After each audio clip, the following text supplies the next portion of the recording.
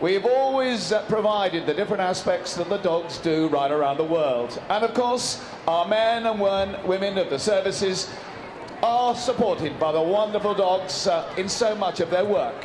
And this year we're delighted to show you once again. This time it's the turn of the RAF. And they were last here in 2012. They've been here on many occasions before and we're delighted to have them. No longer have they one base in this country. Indeed, they're a volunteer force that come from many of the different stations all around this country. 179 dogs in all. But we see 10 of the team that have come as volunteers, showing the dogs that work literally all over the world, operational in search as well as also security, the tremendous work that they do. We're delighted, particularly this year in 2014, to welcome the new Provost Marshal of the RAF, Group Captain Bailey, together with his ADC, Flight Lieutenant Pierce. So, ladies and gentlemen, I want to give a wonderful welcome from you all here in this Elgin Arena this afternoon. Their commentator is Flight Sergeant Arthur Sargent.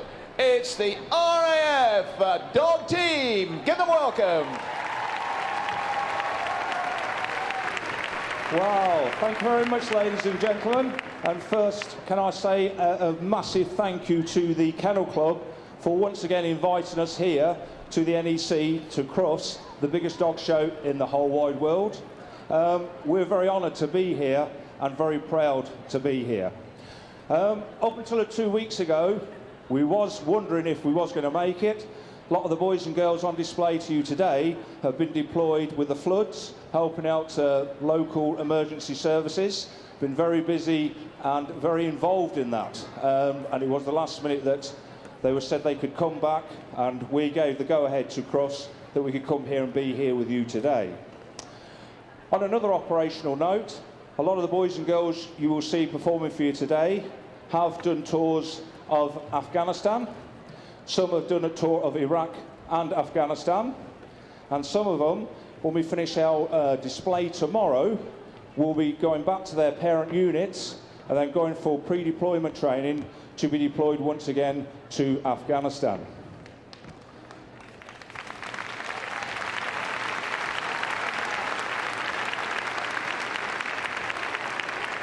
Thank you.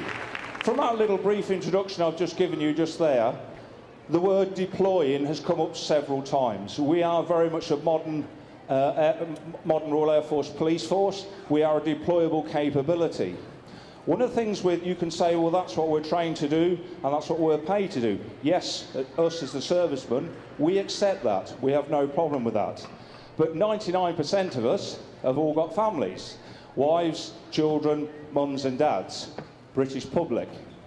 For us to deploy and for our families to have pride in us and have faith in us, we can't thank you, the great British public, enough for the support you give us people in the services. So from all of us performing today, we thank you from the bottom of our hearts for your support, and please keep it up. Thank you.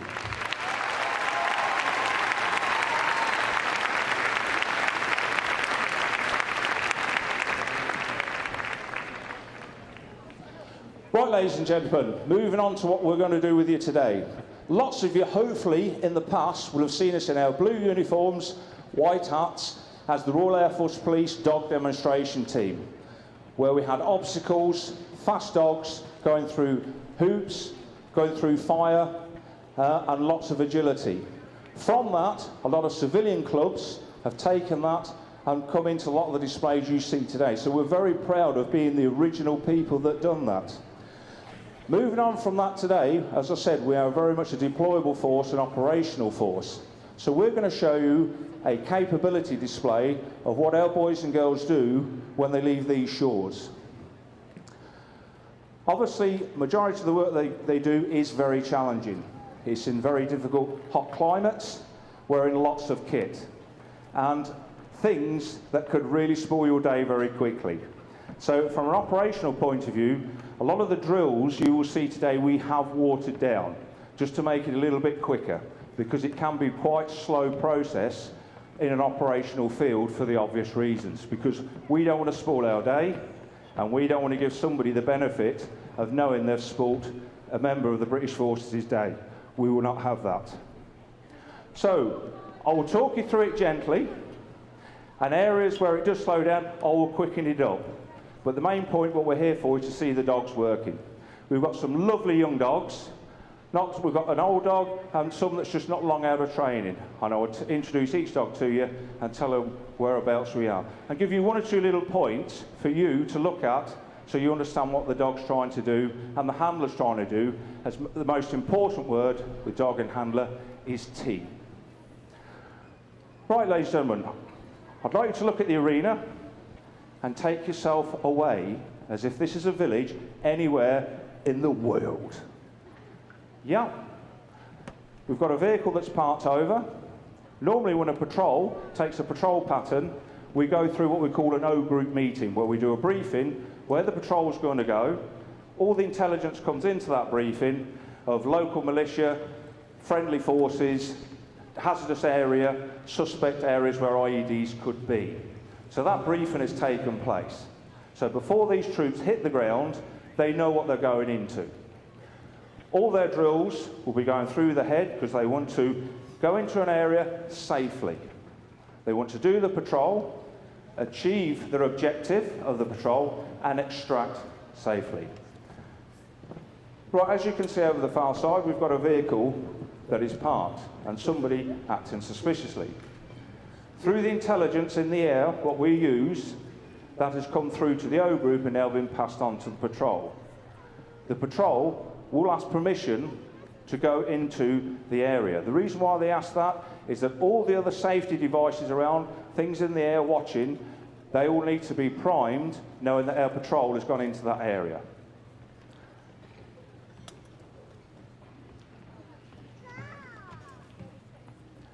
Delta 1-4 from Ops Control. Radio message over.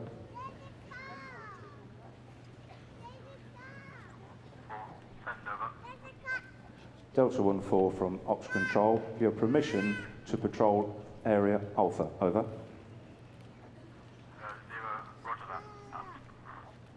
Right, the radio message has been passed back from Ops Control. Yes, you can now patrol. So in the Ops group, we now know that that patrol is now moving. As you look across, you can see two dogs in a 4-person patrol. Because they've come into the area and straight away they have observed a vehicle in the distance, they've adopted a vigilant position. What will be happening now in real life is radio communication from the patrol leader back to the O group. We will leave that out because it's quite lengthy. The patrol leader would pass in all the information back to the ops group. They would be clicking into the overhead projector and he will be getting information back of what's going on around the back of the villages, behind walls, behind trees, in culverts, etc., etc. So they're not going in blind.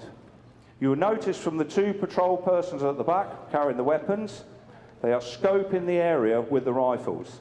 Yes, they are looking to see if somebody is hidden, we're going to open fire on them, or what we call observing the patrol, looking for weaknesses, looking for any repetition, so that another time they can put something in place. If we do the same thing over and over and over again, they can put something there to spoil our day. So we try and vary it every time, keep everybody guessing. The other thing they're looking for, through the scopes, is combat indicators.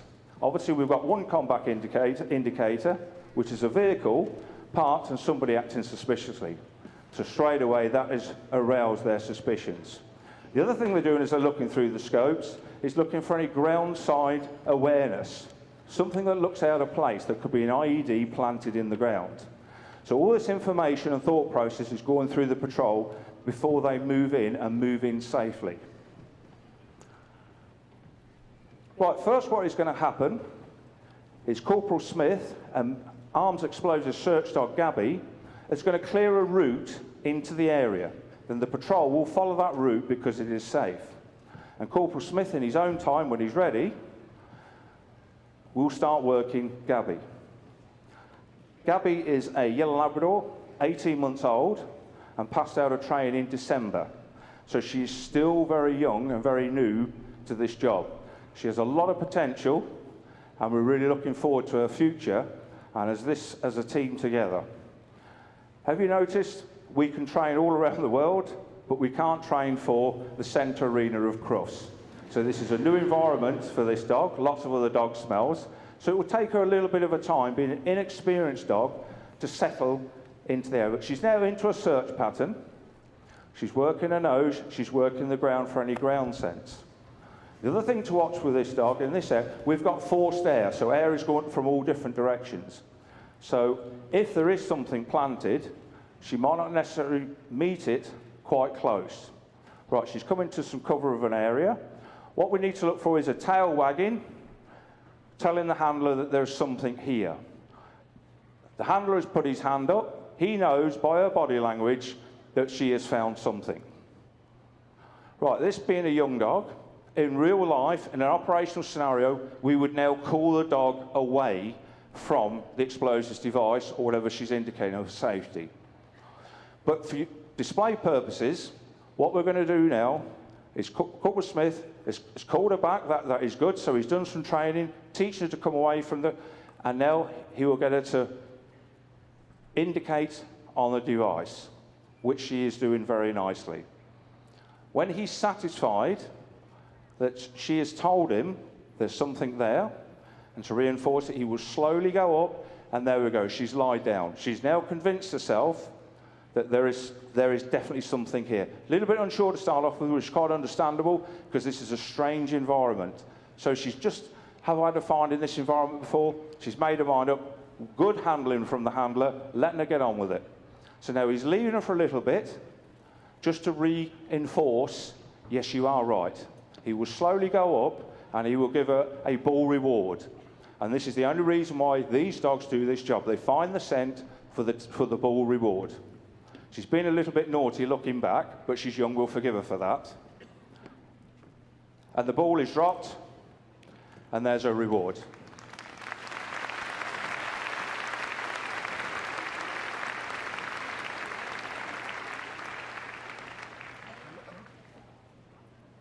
And that was very nicely executed. So now the patrol from the dog has had a clear route in. So we have removed a secondary device. But we don't stop there, because unfortunately there's people in the world that don't just want to leave one secondary device, they might leave a third, a fourth, a fifth, to keep us guessing all the time and to slow us down as well for possible sniper attacks or an ambush at a later date. So we've cleared a route in, and now with the vehicle over at the far side, they will challenge the person in the vehicle.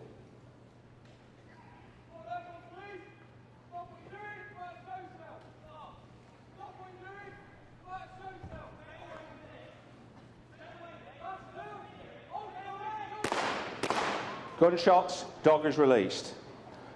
Even in an operational field, we work on a minimum amount of force basis. As soon as ever that shot was fired, the dog was released. He's done a frontal attack, which is very difficult for a dog, with gunfire, and sustained a lengthy bite.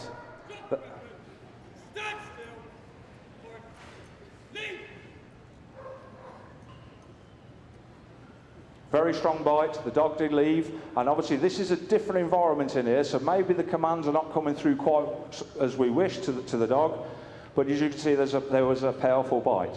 Right, you've seen a weapon has been dropped.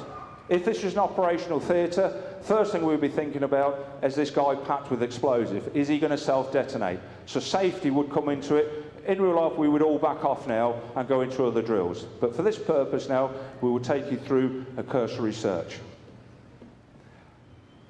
This is the patrol working as a team. Cover guard on the ground, covering the ground, looking around.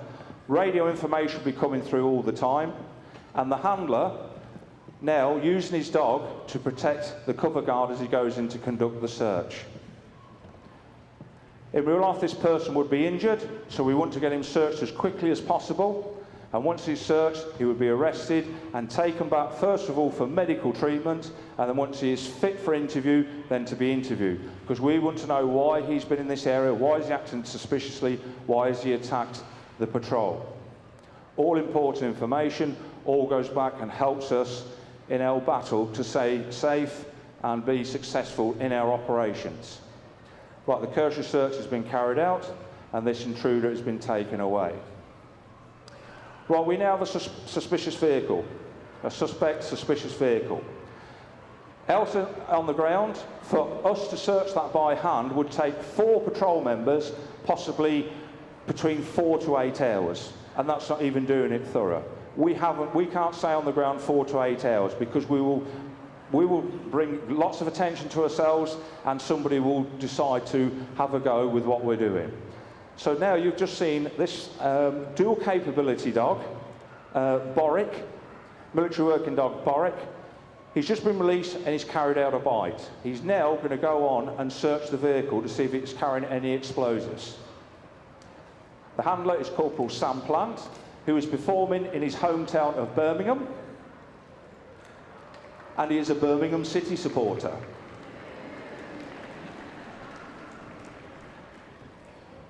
Now this shows a nice contrast in this dog. This dog has just been very wound up, very excited to do a bite. Now it's had to settle itself down, and now going from the power of the jaw to start using his nose. He's clearing this vehicle. He'll do it in roughly 2-3 minutes. Like I said, it would take a 4-man patrol, 4 to 8 hours. And the other thing you've got to remember, ladies and gentlemen, the kit that all these people are wearing out on the ground, they could be 40 to 60 pounds of extra kit you're carrying. Your water, your ammunition, your day sack, etc., in possibly 40 to 50 degrees. Very challenging conditions. Nice, methodical search being carried out by Corporal Plant. Handler raises his hand. We have an indication. A bit more of an experienced dog sat straight away and is looking directly at where the device is. As I said in real life operational now, we would call the dog away, we would back off, and we'd pass all the information on for an EOD call sign to come into the area and make this area safe. Right, for the benefit of the display today, you've seen a ball reward for a young dog. We will now demonstrate what we call a call-off, which we would like an older dog to do. So Corporal Plant, in his own time, will call the dog off. And that was nicely done. A nice round of applause there.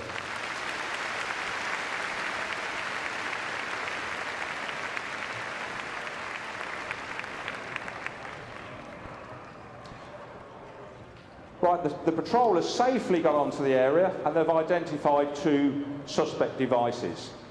They would now be waiting for information to come through the next step, and the next step would be to extract from the area, set up a 400-metre cordon for an EOD call sign to come in. Obviously we can't set up a 400-metre cordon, it's very lengthy and not very spectacular on the eye. So we're going to move it on a little bit now.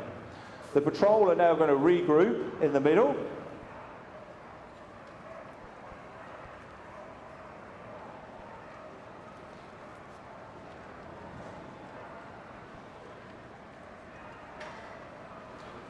And that's normally what happens when any patrol is taken out in a village somewhere in the world.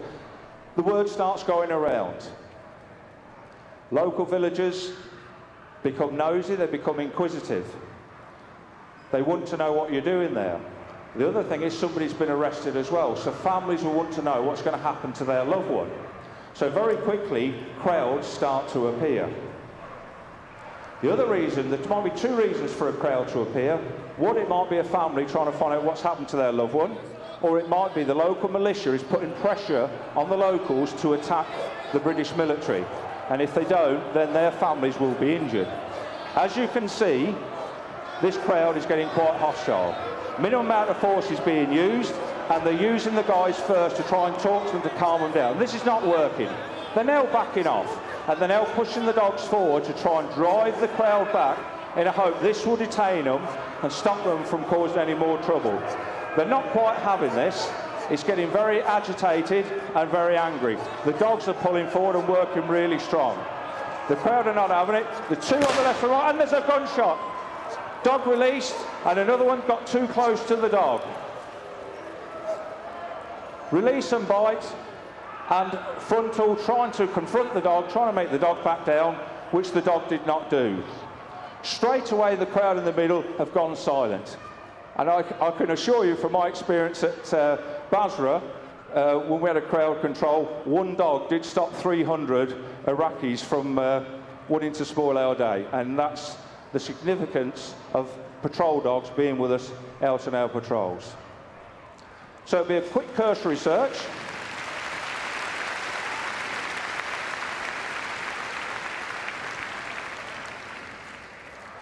Quick cursory search, and the 2 bitten intruders taken away, medical treatment, and then fit for purpose for interview for Ince coming through. Right, what you can see in the middle of the arena is the rest of the crowd has wised up and smelt the coffee. They've seen 2 people bitten, and they're just standing still. As you may have observed, there's been a weapon left in the arena, and the handler will go and recover that weapon. What he is going to do, and he has told the crowd, he's going to leave his dog in the guard position. He has told the crowd, do not move, do not talk, do not look at my dog, do not attempt to come near me. If you do, this dog will run in and he will bite you. So far, the crowd are playing musical statues, and I don't blame them. The handler has recovered what he needs to do, and I think that shows great commitment on that dog, because I would not move if that dog was looking at me like that. Now, just to see if this dog is just doing a show, or does he mean it, the front person will try and run away.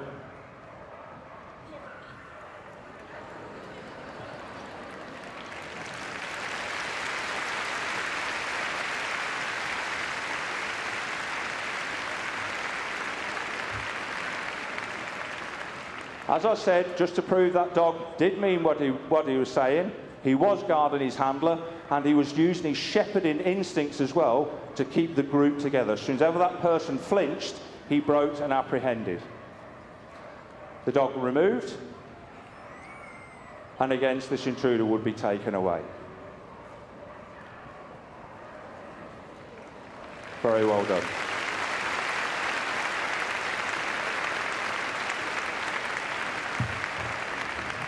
Right, ladies and gentlemen, the team now will form up quickly and quietly. That brings us to our end of our little bit of a capability display. We would love to be here all day doing this. There is so much we could show you, but sadly we're only given half an hour. Well, it's not sadly, thankfully we're given half hour here by the Kennel Club. I hope you've enjoyed what you've seen this afternoon.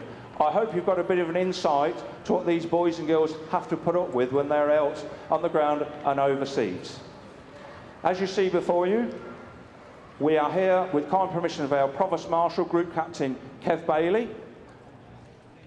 And to give him the salute is our Provost Marshal's Dog Inspector, Flight Sergeant Hancocks. Ladies and gentlemen,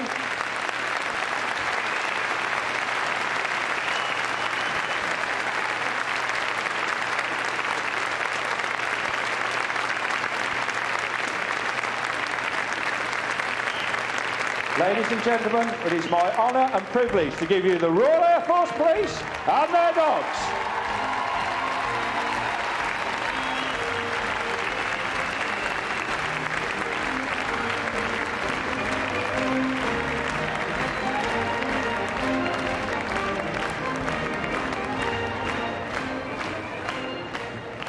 Well, a very big thank you indeed to Flight Sergeant, Arthur Sergeant, and the men and women of the RAF.